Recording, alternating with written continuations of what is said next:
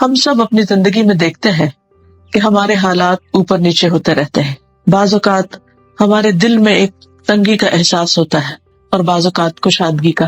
بعض اوقات رزق روزی میں کشادگی ہو جاتی ہے اور بعض اوقات تنگی ہو جاتی ہے. بعض اوقات جگہ انسانوں پر تنگ ہونے لگتی ہے اور بعض اوقات چھوٹی جگہ بھی انسانوں کے لیے خوشی اور فراخی کا باعث ہوتی ہیں. ان کیفیات سے ہر شخص دوچار ہوتا ہے اور بعض اوقات اسی طرح ایک دن طلوع ہوتا ہے جیسے روزانہ طلوع ہوتا ہے اور انسان کے دل کے اندر ایک امنگ، امید اور خوشی ہوتی ہے، اور دوسرا دن بھی ویسے ہی سورج طلوع ہوتا ہے اسی گھر میں، اسی جگہ، اسی مقام پر، لیکن دل کے اندر ایک عجب سی تنگی محسوس ہوتی ہے، ایک گھٹن کی سی کیفیت ہوتی ہے. یہ دراصل کون کرتا ہے؟ یہ کیسے ہوتا ہے؟ اور بعض اوقات کوشش کے باوجود بھی انسان اس سے دور نہیں ہو سکتا یا اس کیفیت کو اپنے سے دور نہیں کر سکتا.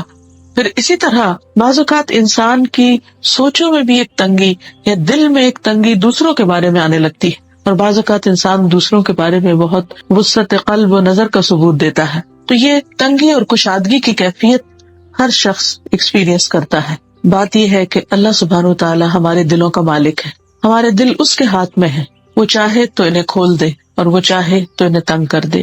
وہ جس سے محبت کرتا ہے اس کا دل ہدایت کے لیے کھول دیتا ہے، اس کا سینہ کشادہ کر دیتا ہے، اور جس کو ہدایت نہیں دینا چاہتا، جسے وہ ناپسند کرتا ہے، اس کا دل تنگ کر دیتا ہے. تو آئیے ہم دیکھتے ہیں کہ اس نام کو پہچاننے سے ہماری زندگی پر کیا اثرات پڑتے ہیں. تو سب سے پہلے الباسط، یعنی اللہ سبحانہ و تعالی جو کشادگی کرنے والا ہے، کھولنے والا ہے، فراخی والا ہے. اور باسط کا لفظ عربی زبان میں بسط سے نکلا ہے، جس کا معنی ہوتا ہے ہاتھ بڑھانا، ہاتھ کھولنا، ہاتھ پھیلانا.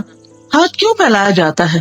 کبھی تو کچھ مانگنے کے لیے، کچھ حاصل کرنے کے لیے، کبھی کسی چیز کو پکڑنے کے لیے، کبھی کسی پر حملہ کرنے کے لیے اور مارنے کے لیے، کبھی خرچ کرنے کے لیے بھی ہاتھ پھیلایا جاتا ہے. اسی طرح کسی کو ویلکم کرنے کے لیے بھی ہاتھوں کو پھیلایا جاتا ہے.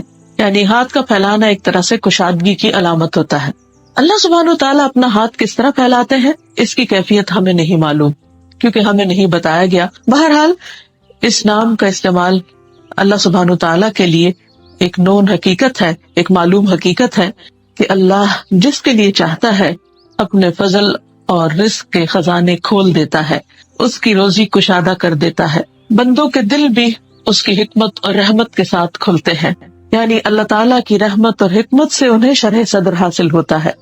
اور پھر جس کے لیے اللہ تعالیٰ چاہے اس کے لیے تنگی پیدا کر دیتا ہے. قرآن مجید میں اللہ تعالیٰ فرماتے ہیں لَهُ مَقَالِيدُ السَّمَاوَاتِ وَالْأَرْضِ يَبْسُطُ الرِّزْقَ لِمَن يَشَاءُ وَيَقْدِرُ إِنَّهُ بِكُلِّ شَيْءٍ عَلِيمٌ. سورۃ الشورى کی اس آیت کا مطلب یہ ہے کہ آسمانوں اور زمین کی کنجیاں اسی کے پاس ہیں. وہ جس کے لیے چاہتا ہے رزق کشادہ کر دیتا ہے، جس کے لیے چاہتا ہے کم کر دیتا ہے. بلا شبہ وہ سب کچھ جاننے والا ہے. گویا انسانوں کے رزق کا مالک بھی اللہ تعالیٰ ہے، جیسے انسانوں کے دلوں کا مالک اللہ ہے. حقیقت یہ ہے کہ اللہ مالک کل شیء، اللہ ہی ہر چیز کا مالک ہے. ہر چیز اس کی ملکیت میں ہے، اس کے کنٹرول میں ہے. جہاں جس کو وہ جتنا چاہے اختیار دے سکتا ہے، اس کے لیے وسعت پیدا کر سکتا ہے. اس لیے اگر انسان کی زندگی میں رزق فراواں ہے تو اسے اللہ سبحانہ تعالیٰ ہی کی طرف سے سمجھے، نہ کہ اپنی کوششوں کا نتیجہ. اور اگر انسان کی زندگی میں رزق تنگ ہے یا تنگی آنا شروع ہو جائے تو اس پر بھی ضرور انسان توجہ دے. وہ کون سی ایسی بات ہے کہ جس کی وجہ سے ایسا ہو رہا ہے، کیونکہ بعض اسباب بھی رزق کی تنگی کا باعث بنتے ہیں. اسی طرح ہم دیکھتے ہیں کہ رسول اللہ صلی اللہ علیہ وسلم نے فرمایا، اللہ تعالیٰ نے مجھ سے فرمایا کہ خرچ کرو، تم پر خرچ کیا جائے گا. اور رسول اللہ صلی اللہ علیہ وسلم نے فرمایا، اللہ کا دایاں ہاتھ بھرا ہوا ہے اور رات دن کی فیاضی سے اس میں کمی واقع نہیں ہوتی.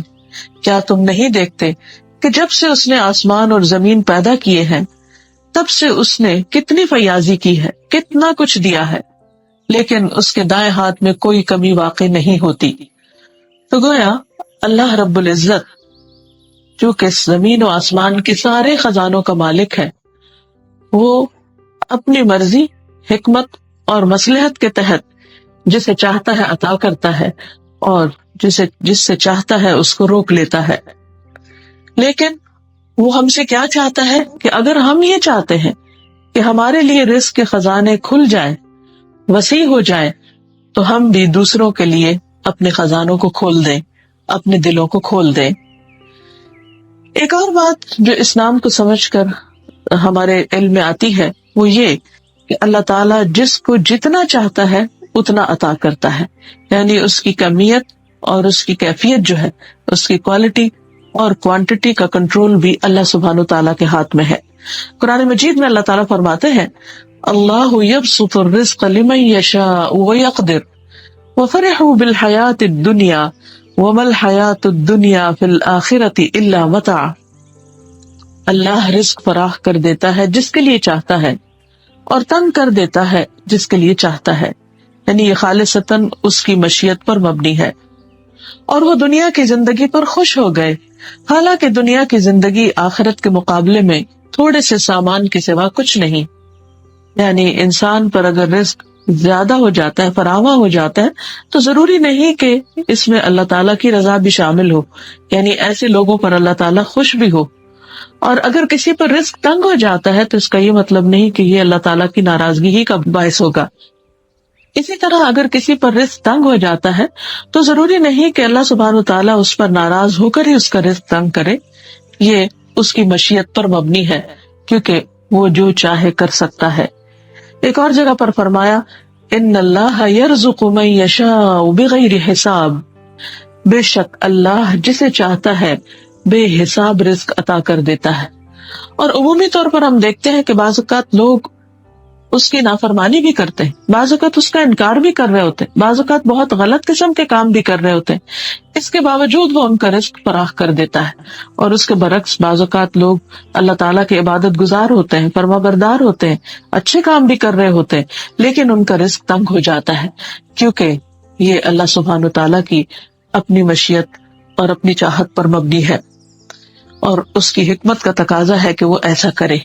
اس کے اسباب، اس کی وجوہات اسی کے علم میں ہے، اور اس کا کوئی فیصلہ بھی غلط نہیں ہوتا یا ظلم پر مبنی نہیں ہوتا۔ ہاں، بعض اسباب کا ذکر اس نے اپنی کتاب میں کیا ہے۔ مثلا قرآن مجید کی ایک آیت میں آتا ہے وَلَوْ بَسَطَ اللَّهُ الرِّزْقَ لِعِبَادِهِ لَبَغَوْا فِي الْأَرْضِ وَلَكِنْ يُنَزِّلُ بِقَدَرٍ مَا يَشَاءُ إِنَّهُ بِعِبَادِهِ خَبِيرٌ بَصِيرٌ۔ اور اگر اللہ اپنے سب بندوں کو وافر رزق عطا کر دے تو وہ زمین میں سرکشی سے ادھم مچا دے، یعنی اللہ تعالی سب کو بے حساب دے سکتا ہے، لیکن کیوں نہیں دیتا؟ کیونکہ پھر دنیا ایک صرف اور صرف فساد کا گھر بن جائے گی۔ مگر وہ ایک اندازے سے جتنا رزق چاہتا ہے نازل کرتا ہے، یقیناً وہ اپنے بندوں سے باخبر ہے اور انہیں دیکھ رہا ہے، یعنی اس کو خود زیادہ بہتر پتا ہے کہ اسے کس کے رزق میں اضافہ کرنا چاہیے اور کس کو رزق کی تنگی میں مبتلا کرنا چاہیے۔ رزق کا کشادہ ہونا اور رزق کا تنگ ہونا کسی انسان کے اچھے اور برے ہونے کی دلیل نہیں ہے، کیونکہ نیک لوگوں کے لیے بھی رزق کی کشادگی ایک عمدہ چیز ہے۔ اس کے بارے میں ایک حدیث سے ہمیں پتہ چلتا ہے کہ نبی صلی اللہ علیہ وسلم نے ایک بار عمرو بن العاص کو اپنے پاس بلا بھیجا کہ اپنے کپڑے اور اسلحہ تنظیم کر کے آؤ۔ وہ کہتے ہیں کہ میں جس وقت حاضر ہوا تو نبی صلی اللہ علیہ وسلم وضو فرما رہے تھے۔ آپ نے ایک مرتبہ مجھے نیچے سے اوپر تک دیکھا، پھر نظریں جھکا کر فرمایا کہ میرا ارادہ ہے کہ تمہیں ایک لشکر کا امیر بنا کر بھیجوں، اللہ تمہیں صحیح سالم اور مال غنیمت کے ساتھ واپس لائے، اور میں تمہارے لیے مال کی اچھی رغبت رکھتا ہوں۔ میں نے عرض کیا یا رسول اللہ، میں نے مال و دولت کی خاطر اسلام قبول نہیں کیا، میں نے دلی رغبت کے ساتھ قبول کیا ہے، اور اس مقصد کے لیے کہ مجھے آپ کا ساتھ حاصل ہو جائے۔ آپ نے فرمایا نیک آدمی کے لیے اچھا مال کیا ہی خوب ہوتا ہے، یعنی مال بذات خود کوئی بری چیز نہیں، اگر وہ مال کسی اچھے انسان کے ہاتھ میں ہوگا تو یقیناً وہ خیر اور بھلائی کے کاموں پر خرچ ہو رہا ہوگا۔ لیکن بعض لوگوں کے لیے یہ مال آزمائش بن جاتا ہے، جیسا کہ منافقین کے لیے۔ اللہ سبحانہ وتعالی جو الباسط ہے، جو فراخی دینے والا ہے، وہ جب اپنی خاص فضل سے لوگوں کو فراخی عطا کرتا ہے تو بعض اوقات لوگوں کے لیے وہ فراخی سخت آزمائش کا باعث بن جاتی ہے، اور اس کی وجہ سے وہ بعض اوقات ایک دوسرے پر فخر کرنے لگتے ہیں یا ایک دوسرے کے ساتھ کمپٹیشن میں آ جاتے ہیں، ایک دوسرے کو نیچا دکھانے لگتے ہیں، یا جن کے پاس نہیں ان کو اپنے سے حقیر جاننے لگتے ہیں. تو یہ سب انسان کے لیے ایک آزمائش ہے. اس پر انسان کو اترانا نہیں چاہیے، فخر نہیں کرنا چاہیے، اور مال کو حق کے ساتھ حاصل کر کے حق کی جگہ پر اور حق کی راہ پر ہی لگانا چاہیے، اور ایسی چیزوں سے پرہیز کرنا چاہیے جو اللہ تعالیٰ کو ناراض کرنے والی ہوں، کیونکہ بعض لوگوں کے لیے رزق کی کشادگی شر کا باعث بن جاتی ہے اور برے انجام کا باعث بنتی ہے، جیسے کہ قارون کا قصہ سب کو معلوم ہے. پھر اسی طرح الباسط کے ایک معنی ہے ہاتھ پھیلانے والا، یعنی بندوں کی طرف ہاتھ پھیلانے والا تاکہ وہ اس کی طرف لوٹے توبہ کے ساتھ، اپنی بخشش مانگتے ہوئے. اللہ سبحانہ و تعالیٰ لوگوں کی توبہ قبول کرنے کے لیے بھی ہاتھ پھیلاتا ہے کہ جنہوں نے گناہ کیے ہیں ان کو مہلت دیتا ہے، ان کو امید دلاتا ہے کہ میں تمہارے گناہ معاف کر دوں گا، تم میری طرف واپس پلٹ آؤ. اس سلسلے میں ابو موسیٰ اشعری رضی اللہ تعالیٰ عنہ کی ایک حدیث ہے. وہ روایت کرتے ہیں کہ اللہ رب العزت رات کے وقت اپنا ہاتھ پھیلاتا ہے تاکہ دن کے گناہگار کی توبہ قبول کر لے، اور دن کو اپنا ہاتھ پھیلاتا ہے تاکہ رات کے گناہگار کی توبہ قبول کر لے، یہاں تک کہ سورج مغرب سے طلوع ہو جائے. یعنی اللہ سبحانہ تعالیٰ بندوں کی طرف اس لیے متوجہ ہوتے ہیں تاکہ بندے اس کی طرف لوٹ آئیں، اپنے گناہوں کی معافی مانگ لیں، اپنے اوپر گناہوں کے جو بوجھ لاد کر اپنے آپ کو پریشان کیے ہوئے ہیں ان سے آزاد ہو جائیں. پھر اسی طرح اللہ سبحانہ تعالیٰ سوالیوں کو عطا کرنے کے لیے بھی ہاتھ پھیلاتا ہے. ابن مسعود رضی اللہ عنہ سے روایت ہے کہ رسول اللہ صلی اللہ علیہ وسلم نے فرمایا، جب رات کا آخری تہائی حصہ باقی رہ جاتا ہے تو اللہ عز و جل آسمان دنیا پر نزول فرماتے ہیں، پھر آسمانوں کے دروازے کھول دیے جاتے ہیں، پھر اللہ عز و جل اپنے ہاتھوں کو پھیلا کر فرماتے ہیں، ہے کوئی مانگنے والا کہ اس کی درخواست پوری کر دی جائے، ہے کوئی استغفار کرنے والا کہ اس کو بخش دیا جائے. اور یہ سلسلہ طلوع فجر تک چلتا رہتا ہے، یعنی جب تک فجر کی اذان نہیں ہوتی اس وقت تک اللہ سبحانہ و تعالیٰ اپنے بندوں کو پکارتے رہتے ہیں کہ اے بندو اٹھو اور معافی مانگ لو، اے بندو اٹھو اور اپنی ضروریات مجھ سے مانگ لو، میں تمہاری ضروریات پوری کر دوں گا، میں تمہاری دعائیں قبول کر لوں گا. یہ اللہ سبحانہ و تعالیٰ کی خاص عنایت ہے، شفقت ہے، مہربانی ہے اور محبت ہے اپنے بندوں کے ساتھ، ورنہ اسے ہماری ضرورت نہیں. ہم عام طور پر یہ سمجھتے ہیں کہ اگر رات کے پچھلے پہر میں اٹھ کر تہجد پڑھیں گے یا دعائیں مانگیں گے تو شاید اس سے اللہ تعالیٰ کو کچھ فائدہ ہو. ہرگز بھی نہیں. یہ جو کچھ بھی انسان کرتا ہے وہ اپنے ہی فائدے کے لیے کرتا ہے. اب جب انسان کو اللہ سبحانہ وتعالیٰ کی یہ صفت سمجھ میں آنے لگتی ہے تو اس کے بعد انسان پر کچھ ذمہ داریاں عائد ہوتی ہیں کہ وہ اپنے رویے اور طرز عمل کو اس کے مطابق بدلے. حقیقت یہ ہے کہ اللہ تعالیٰ کی معرفت انسان کی زندگی میں، انسان کے دل میں، اس کی سوچ میں، اس کے خیالات میں، اس کی گفتگو میں، اس کے اٹھنے بیٹھنے میں ایک بڑی تبدیلی پیدا کر دیتی. وہ شخص جو اللہ تعالیٰ کو پہچانتا ہے اور وہ جو نہیں پہچانتا برابر نہیں ہو سکتے. ویسے بھی علم والے اور بغیر علم کے ایک جیسے نہیں ہوتے. تو اسی طرح وہ لوگ جو اللہ سبحانہ تعالیٰ کی ان صفات کو جانتے ہیں، ناموں کو جانتے ہیں اور ان کا گہرا ادراک رکھتے ہیں، وہ ان کی طرح نہیں ہو سکتے کہ جو اللہ تعالیٰ کو پہچانتے ہی نہیں. جاننا اور نہ جاننا برابر نہیں ہے. تو آئیے دیکھتے ہیں کہ جس نام کو انسان اچھی طرح پہچان لیتا ہے پھر اس کے مطابق اس کی زندگی پر کیا اثر پڑتا ہے. مثلاً اگر ہمیں اللہ تعالیٰ کی یہ صفت سمجھ آ جائے کہ وہ الباسط ہے، وہ پھیلانے والا ہے، فراخی دینے والا ہے، تو پھر ہم اس کی طرف پورے ذوق اور شوق کے ساتھ رجوع کریں، اس پر ایمان لائیں، اس کی توحید کا اقرار کریں. اور جو شخص اس کی توحید کو کھلے دل سے قبول کرتا ہے اللہ سبحانہ تعالیٰ اس کا دل کھول دیتا ہے، اسے شرح صدر نصیب ہو جاتا ہے اور پھر وہ اپنے رب کی اطاعت خوشی خوشی کرنے لگتا ہے. اسے اپنے رب سے محبت ہو جاتی ہے اور وہ اپنے رب کی رحمت کے اور زیادہ قریب ہو جاتا ہے. قرآن مجید میں اللہ تعالیٰ فرماتے ہیں وَمَن يُؤْمِن بِاللَّهِ يَهْدِ قَلْبَهُ، جو اللہ پر ایمان رکھتا ہے اللہ سبحانہ و تعالیٰ اس کے دل کو ہدایت دے دیتا ہے، اس کے دل کو تھام لیتا ہے، اس کو خوشی عطا کرتا ہے، اس کے دل میں ایک نور پیدا کر دیتا ہے، اور پھر وہ عام انسانوں کی طرح نہیں رہتا، اس کی سوچ وسیع ہو جاتی. وہ صرف دنیا کے بارے میں نہیں سوچتا، وہ دنیا کے پیدا کرنے والے کے بارے میں سوچنے لگتا ہے. وہ صرف آج کی زندگی اور آج کے دن کے بارے میں نہیں سوچتا، وہ کل کی زندگی اور کل کے گھر کے بارے میں سوچتا ہے. وہ عارضی زندگی اور عارضی دنیا کے پیچھے ہی نہیں بھاگتا، اس کی دوڑ پھر آخرت کی طرف لگ جاتی ہے. اور یہ اس وقت ہوتا ہے جب انسان کے دل میں توحید کا نور آ جاتا ہے، اور وہ نور اس کے اندر ایک خاص قسم کی وسعت پیدا کر دیتا ہے.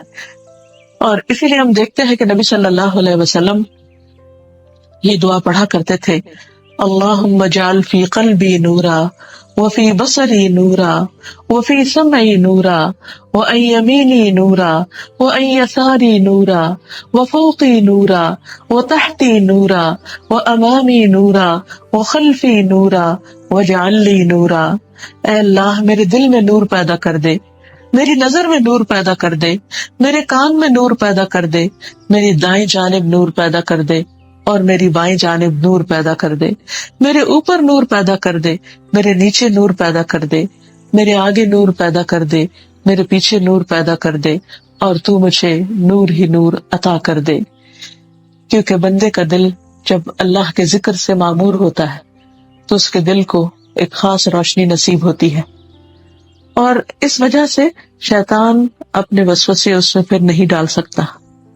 اور اگر شیطان کے وسوسے آئے بھی تو اندر کا نور اتنا تیز ہو جاتا ہے کہ وہ ان وسوسوں کو بھسم کر کے رکھ دیتا ہے، جلا کے رکھ دیتا ہے. اور اسی طرح اگر انسان اللہ کے ذکر سے غافل ہوتا ہے، ایمان سے بے خبر ہوتا ہے، پھر ایسا دل شیطان کا گھر بن جاتا ہے اور انسان اس کے تسلط میں آنے لگتا ہے. اللہ سبحانہ وتعالیٰ اپنے بندوں کو جن کے اندر توحید کا نور ہوتا ہے، ان بندوں کو اپنے خاص فرشتوں کی مدد عطا کرتے ہیں، اور ان کو فرشتوں کے ساتھ ایک خاص تعلق پیدا ہو جاتا ہے. وہ فرشتے ان کے لیے دعائیں بھی کرتے ہیں، اور اس طرح ان کی زندگی میں مشکل سے مشکل حالات اور تکلیف دہ سچویشن میں بھی ان کے اندر تنگی اور گھبراہٹ پیدا نہیں ہوتی.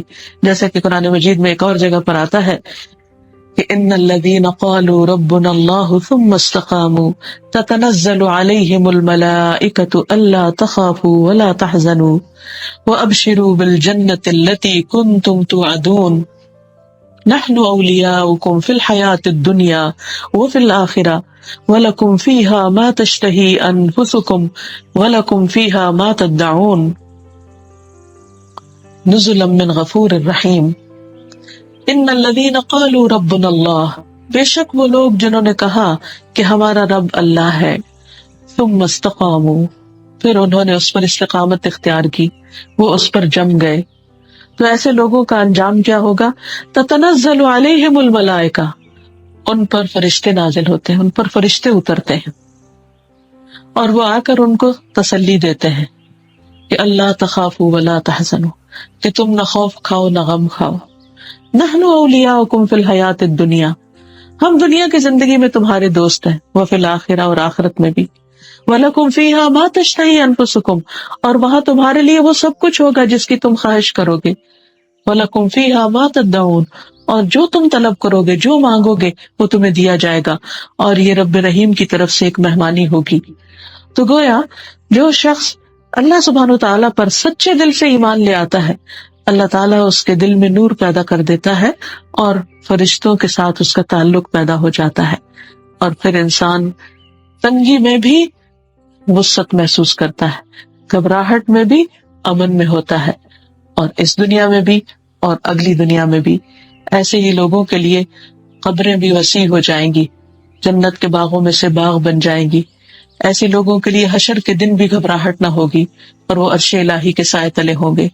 ایسے لوگ امن کے ساتھ جنت میں داخل ہو جائیں گے. اس امن اور اس وسعت کو انجوائے کرنے کے لیے ضروری ہے کہ ہم اللہ سبحانہ وتعالیٰ کی اس صفت کو سمجھیں اور اس کے مطابق اپنے اندر بھی وسعت لائیں. اور جب انسان اپنے اندر وسعت لاتا ہے تو پھر وہ بندوں کا بھی خیرخواہ بن جاتا ہے. وہ بندوں سے لینے والا نہیں، بندوں کو دینے والا بن جاتا ہے. اور کوئی بھی شخص بندوں کو دے نہیں سکتا جب تک کہ اس کے اپنے دل میں وسعت نہ ہو. دل کی وسعت ہی ہاتھ میں وسعت پیدا کرتی ہے. دل کی وسعت ہی انسان کے لیے دوسروں کے بارے میں ان کی خطائیں معاف کرنے کا ذریعہ بنتی ہے اور ان کے لیے انسان کا دل بڑا ہو جاتا ہے. اور اسی طرح وہ لوگ جن کے دل بڑے ہوتے ہیں پھر ان کے کام بھی بڑے ہوتے ہیں. چھوٹے دلوں والے چھوٹے کام کرتے ہیں اور بڑے دلوں والے بڑے بڑے کام کرتے ہیں کیونکہ ان کی سوچیں بھی وسیع ہو جاتی ہیں. انسان جب اللہ تعالیٰ کے قریب آتا ہے تو پھر اللہ تعالیٰ سے ہی مانگتا ہے، اور جب بندہ اللہ سے مانگنے کے لیے ہاتھ اٹھاتا ہے تو اللہ تعالیٰ اس بات سے شرماتا ہے کہ وہ ان ہاتھوں کو خالی لوٹائے. پھر ایسا بندہ لوگوں کے آگے ہاتھ نہیں پھیلاتا، وہ لوگوں سے سوال نہیں کرتا، وہ اپنی معمولی سے معمولی حاجت بھی اللہ تعالیٰ سے مانگتا ہے. ابن عباس رضی اللہ عنہ سے مروی ہے کہ نبی صلی اللہ علیہ وسلم نے فرمایا، لوگوں سے بے نیاز ہو جاؤ اگرچہ مسواک کی لکڑی ہی کیوں نہ ہو. یعنی اس کے لیے بھی کسی سے لالچ نہ رکھو، اس کے لیے بھی کسی کے آگے ہاتھ نہ پھیلاؤ. ہاں، خیر کے کاموں کے لیے ہاتھ پھیلائے جا سکتے ہیں. اسود بن اسرم کہتے تھے کہ میں نے عرض کیا، یا رسول اللہ صلی اللہ علیہ وسلم، مجھے وصیت فرمائیے. آپ نے فرمایا، اپنے ہاتھ کو قابو میں رکھو کہ اس سے کسی کو تکلیف نہ پہنچے. میں نے عرض کیا، اگر میرا ہاتھ قابو میں نہ رہے تو پھر اور کیا چیز قابو میں رہ سکتی ہے؟ یعنی میرے ہاتھ تو قابو میں ہیں یا رہ سکتے ہیں. آپ نے فرمایا، اپنی زبان کو قابو میں رکھو. میں نے عرض کیا، اگر میری زبان ہی میرے قابو میں نہ رہے تو پھر اور کیا چیز میرے قابو میں رہ سکتی؟ یعنی وہ میری زبان ہے اور اس کو میرے قابو میں رہنا چاہیے. آپ نے فرمایا، پھر تم اپنے ہاتھ کو بھلے کام کے لیے ہی بڑھاؤ اور اپنی زبان سے بھلی بات ہی کہو. یعنی اگر تمہارا ہاتھ تمہارے قابو میں ہے اور زبان تمہارے قابو میں ہے تو پھر ان کو اچھے کاموں میں لگاؤ. اور جب انسان اچھے کاموں میں لگاتا ہے تو ایک کام کے بعد ایک نیک کام کا اس کو شوق بھی پیدا ہوتا ہے اور اس کو مواقع بھی ملتے چلے جاتے ہیں. پھر اسی طرح اگر انسان یہ چاہتا ہے کہ اللہ سبحانہ و تعالیٰ اس پر رزق فراہ کر دے تو اس کے لیے انسان کو چاہیے کہ وہ بھی اللہ تعالیٰ کا فرما بردار بن جائے، کیونکہ انسان کے لیے اللہ کی اطاعت سے رزق میں برکت آتی ہے. برکت کا مطلب ضروری طور پر یہ نہیں ہوتا کہ مال کی تعداد میں زیادتی ہو جاتی ہے، یعنی کاؤنٹنگ بڑھ جاتی ہے، بلکہ تھوڑا رزق بھی اس کے لیے بہت زیادہ محسوس ہوتا ہے. اور یہ بھی ایک عام تجربے اور مشاہدے کی بات ہے کہ بعض اوقات انسانوں کے پاس بے شمار ہوتا ہے، ان گنت ہوتا ہے، لیکن اس کے باوجود وہ خوف کا شکار ہوتے ہیں، دل کی تنگی کا شکار ہوتے ہیں. اور بعض لوگوں کے پاس بس ضرورت کا ہوتا ہے لیکن اس کے باوجود وہ فکر مند نہیں ہوتے، غمگین نہیں ہوتے، وہ اس میں بھی خوش رہتے ہیں اور اس تھوڑے میں بھی ان کے لیے بہت برکت ہو جاتی ہے. پھر اسی طرح عبداللہ بن مسعود رضی اللہ عنہ سے روایت ہے، وہ کہتے ہیں کہ رسول اللہ صلی اللہ علیہ وسلم نے فرمایا، جو چیز تمہیں جنت کے قریب کر سکتی ہے میں نے تمہیں اس کا حکم دے دیا ہے، اور جو چیز تمہیں جہنم کے قریب کر سکتی تھی میں نے تمہیں اس سے منع کر دیا ہے. روح القدس یعنی جبریل نے میرے دل میں یہ بات ڈالی ہے کہ کوئی جان اپنے رزق کی تکمیل کے بغیر نہیں مرتی، یعنی ہر شخص اپنا رزق پورا کر کے ہی مرتا ہے. بس تم اللہ تعالیٰ سے ڈرو اور رزق کی تلاش میں میانہ روی اختیار کرو. کہیں ایسا نہ ہو کہ رزق کا مؤخر ہونا تمہیں اس بات پر اکسا دے کہ تم اللہ تعالیٰ کی نافرمانیاں کر کے اس کی تلاش میں پڑ جاؤ. یاد رکھو، جو کچھ اللہ تعالیٰ کے پاس ہے وہ اس کی اطاعت کر کے ہی حاصل کیا جا سکتا ہے. یعنی اگر تم چاہتے ہو کہ تم پر رب کی نوازشیں ہو تو تم بھی اس کی طرف رجوع کرو، جیسا کہ قرآن مجید میں آتا ہے کہ اذا سألک عبادی انی فانی قریب، جب میرے بندے آپ سے میرے بارے میں پوچھے تو آپ بتا دیجئے کہ بے شک میں قریب ہی ہوں. اجیب دعوت الداع اذا دعانی، میں پکارنے والے کی پکار کا جواب دیتا ہوں جب بھی وہ مجھے پکارتا ہے. فلیستجیبوا لی، چاہیے کہ وہ بھی میری بات مانے. یعنی اگر انسان یہ چاہتا ہے کہ اس کی دعا قبول ہو تو اسے چاہیے کہ وہ اللہ تعالیٰ کا فرما بردار بنے، کیونکہ الیہ یصعد الکلم الطیب، اللہ تعالیٰ کی طرف پاکیزہ کلمات اٹھتے ہیں، یعنی اوپر جاتے ہیں. والعمل الصالح یرفعہ، اور نیک اعمال ان کو اوپر اٹھاتے ہیں، یعنی وہ کیریئر بن جاتے ہیں. اسی طرح رزق میں وسعت اور برکت کے لیے بھی نیک اعمال انسان کو فائدہ دیتے ہیں. ایک اور چیز اس سلسلے میں یہ بھی یاد رہے کہ انسان حلال ذرائع ہی اختیار کرے. رسول اللہ صلی اللہ علیہ وسلم نے فرمایا، رزق حاصل ہونے میں تاخیر کی وجہ سے مایوس نہ ہو، کیونکہ مرتے دم تک بندے کے نصیب کا جو رزق ہے وہ اس تک پہنچ کر رہے گا. اس لیے میانہ ربی کے ساتھ رزق کی تلاش میں رہو اور حلال روزی اختیار کرو اور حرام چھوڑ دو. پھر اسی طرح آپ صلی اللہ علیہ وسلم نے یوں بھی خبردار کیا کہ فراخی رزق کے لیے لوگ حرام طریقے اختیار کرنا شروع کر دیں گے. نبی صلی اللہ علیہ وسلم نے فرمایا، لوگوں پر ایک ایسا زمانہ آئے گا کہ انسان کوئی پرواہ نہیں کرے گا کہ جو کچھ اس نے حاصل کیا ہے وہ حلال سے ہے یا حرام سے، یعنی رزق کے معاملے میں وہ کانشیس نہیں رہے گا. تو اس سلسلے میں بھی یاد رہے کہ چونکہ الباسط اللہ سبحانہ و تعالیٰ ہے، فراخی دینے والا وہ ہے، لہذا انسان اللہ سبحانہ و تعالیٰ سے فراخی کی امید رکھتے ہوئے حلال طریقوں کو ہی اختیار کرے. پھر یہ ہے کہ فراخی رزق پر شکر گزار بن جائے اور تنگی آنے پر صبر کرنے والا بن جائے. نبی صلی اللہ علیہ وسلم نے فرمایا، قیامت کے دن اللہ تعالیٰ فرمائیں گے، اے ابن آدم، میں نے تجھے گھوڑوں اور اونٹوں پر سوار کیا اور عورتوں سے تیرا نکاح کیا. میں نے تجھے اس حال میں رکھا کہ تم سردار تھے، لگان وصول کرتے تھے. فَأَيْنَ شُكْرُ ذَلِكَ، تو ان تمام چیزوں کا شکر کہاں ہے؟ تو اس سے پتہ یہ چلتا ہے کہ اللہ سبحانہ تعالیٰ بندے کو جو کچھ دیتا ہے اس کے جواب میں اللہ تعالیٰ کو بندے سے کوئی چیز نہیں چاہیے. ہاں، وہ اس بات کا مطالبہ ضرور کرتا ہے کہ بندہ ان نعمتوں کو پا کر اللہ کی دی ہوئی فراخی کو حاصل کر کے اس کا شکر گزار بن جائے. پھر اسی طرح یہ ہے کہ فراخی رزق میں رب کو نہ بھولے، کیونکہ جب انسان کو کچھ ملنے لگتا ہے تو وہ اس مال کے اندر کھو جاتا ہے اور دینے والے کو بھول جاتا ہے. اس سلسلے میں اللہ تعالیٰ قرآن مجید میں کچھ لوگوں کی صفت بیان کرتے ہوئے فرماتے ہیں، رجال لا تلہیہم تجارت ولا بیع عن ذکر اللہ واقام الصلاۃ وایتاء الزکاۃ یخافون یوما تتقلب فیہ القلوب والابصار. سورۃ النور. وہ مرد جنہیں اللہ کے ذکر، اقامت صلاۃ سے نہ تجارت غافل کرتی ہے اور نہ خرید و فروخت، وہ اس دن سے ڈرتے رہتے ہیں جس میں دل اور آنکھیں اکڑ جائیں گی. یعنی کچھ لوگ اللہ کے ایسے بندے بھی ہیں کہ جن کے پاس جب رزق زیادہ آتا ہے تو بھی وہ اللہ کی یاد میں کسی قسم کی کمی نہیں کرتے اور اقامت صلاۃ سے غافل نہیں ہوتے، زکوٰۃ دینا نہیں بھولتے. گویا کہ انسان کے لیے مال آزمائش ہے، اور وہ آزمائش کیا ہے کہ جب وہ مال انسان کو حاصل ہوتا ہے تو کیا پھر بھی وہ اللہ تعالیٰ کو یاد رکھتا ہے؟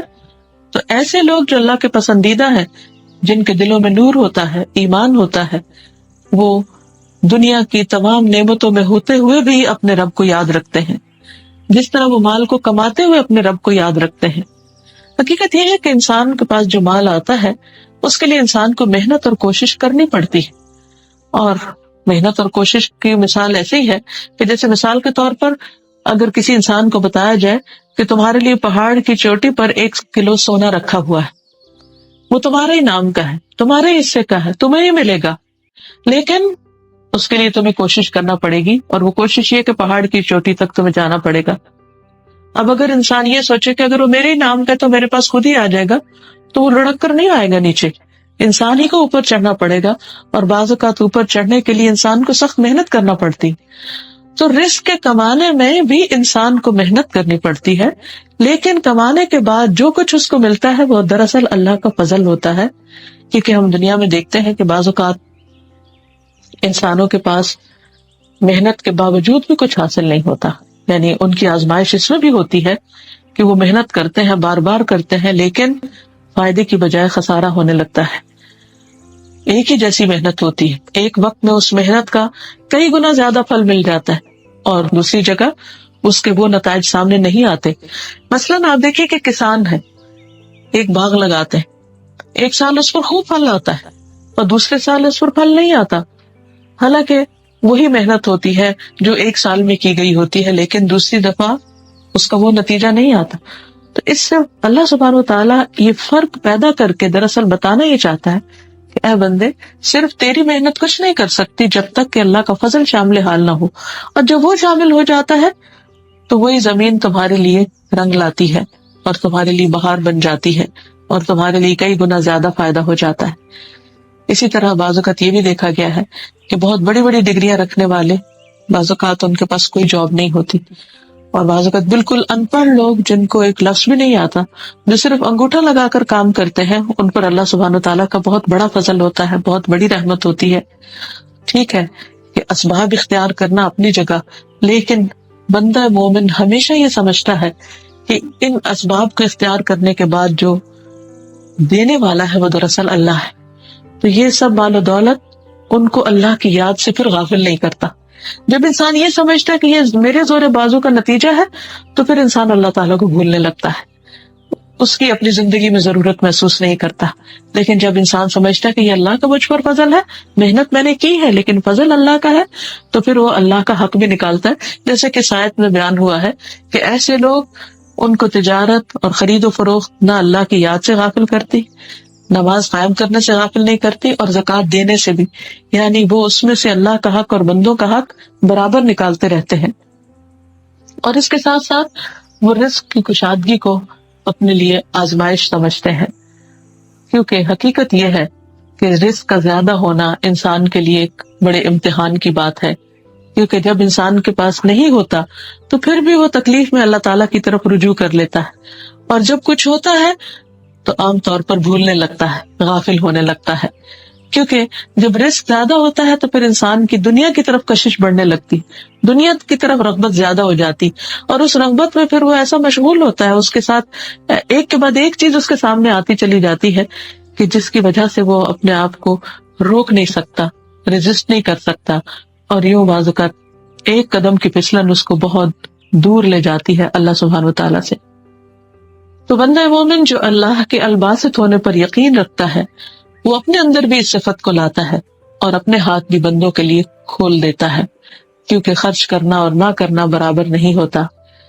رسول اللہ صلی اللہ علیہ وسلم نے فرمایا، اے ابن آدم، اپنی ضرورت سے زائد مال خرچ کر دینا تیرے لیے بہتر ہے. اگر تو اس کو روک لے گا تو یہ تیرے لیے برا ہوگا، اور دینے کی ابتدا اپنے اہل و عیال سے کرو، اوپر والا ہاتھ نیچے والے ہاتھ سے بہتر ہے. اور جب انسان اللہ تعالیٰ کے راستے میں دینے لگے تو پھر مفلسی سے نہ ڈرے، غربت سے نہ ڈرے، کیونکہ اللہ کا وعدہ ہے کہ اگر تم دو گے تو میں تمہیں اور زیادہ دوں گا. وَمَا أَنفَقْتُم مِّن شَيْءٍ فَهُوَ يُخْلِفُهُ وَهُوَ خَيْرُ الرَّازِقِينَ. اور جو کچھ بھی تم خرچ کرتے ہو تو وہ اس کی جگہ تمہیں اور دے دیتا ہے، اور وہی سب سے بہتر رازق ہے. پھر اسی طرح حضرت اسماء رضی اللہ تعالیٰ عنہا سے آپ صلی اللہ علیہ وسلم نے فرمایا کہ خرچ کرو، یا تھوڑا تھوڑا کر کے خرچ کرتی رہو، گن گن کر نہ رکھو، ورنہ اللہ تعالیٰ بھی گن گن کر دے گا. حضرت اسماء کہتی ہے کہ ایک مرتبہ رسول اللہ صلی اللہ علیہ وسلم میرے پاس سے گزرے، میں اس کو کچھ گن رہی تھی اور اسے ناپ بھی رہی تھی، تو آپ نے فرمایا، اے اسماء، گن گن کے نہ رکھو ورنہ اللہ بھی تمہیں گن گن کر دے گا. رسول اللہ صلی اللہ علیہ وسلم کے اس ارشاد کے بعد میں نے اپنے پاس سے کچھ جانے والے کو یا آنے والے کو کبھی بھی شمار نہیں کیا، یعنی میں بے حساب دیتی، اور جب بھی میرے پاس اللہ کا کوئی رزق ختم ہوا، اللہ تعالیٰ نے مجھے اس کا بدل ضرور عطا کر دیا. تو اگر انسان یہ چاہتا کہ اللہ اس کا حساب نہ لے تو بندہ بھی پھر بندوں کے ساتھ حساب کتاب کم کر دے. پھر اسی طرح جتنا مال زیادہ ہو اتنا ہی زیادہ خرچ کرنا اچھا ہے. آپ صلی اللہ علیہ وسلم نے فرمایا، جو لوگ دنیا میں زیادہ مال و دولت جمع کیے ہوئے ہیں، قیامت کے دن وہی خسارے میں ہوں گے، سوائے ان کے جنہیں اللہ نے مال دیا ہو اور انہوں نے اسے دائیں بائیں آگے پیچھے خرچ کیا ہو اور اسے بھلے کاموں میں ہی لگایا ہو. پھر اسی طرح یہ ہے کہ انسان اس مال کو خرچ کر کے اپنی گردن کو جہنم سے آزاد کرتا ہے. اسی طرح دنیا میں بھی